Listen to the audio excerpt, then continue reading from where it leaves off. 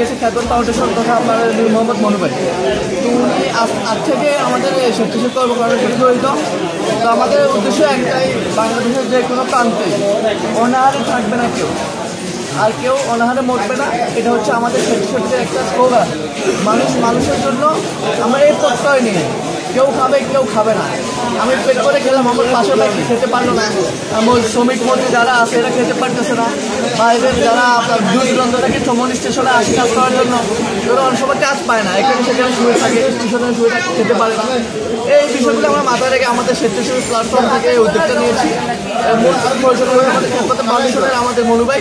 দোয়া করবেন যেন আমাদের কর্মকাণ্ডগুলো সারা জীবন চলতে থাকে। আপনারা কার্যক্রমগুলো পরিচালনা করবেন ইনশাল্লাহ। আমরা সামনে আরও যদি এভাবে সহযোগিতা পাই, ইনশাল্লাহ আমরা শুধু চৌমনি স্টেশন না, পুরো নোয়াখালীর মধ্যে যত অসহায় মানুষ আছে তাদের জন্য আমরা আমাদের মানবতার হাত বাড়িয়ে দিতে চাই।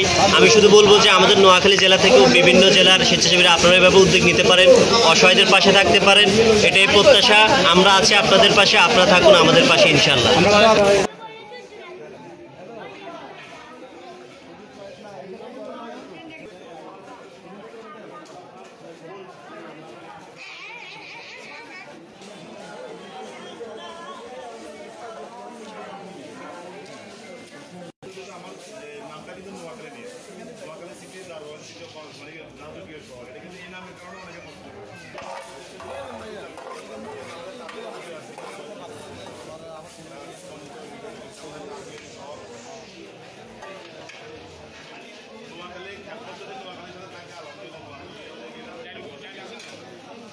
আপনি খাইলেন না, আপনি বসে রয়েছেন কেন?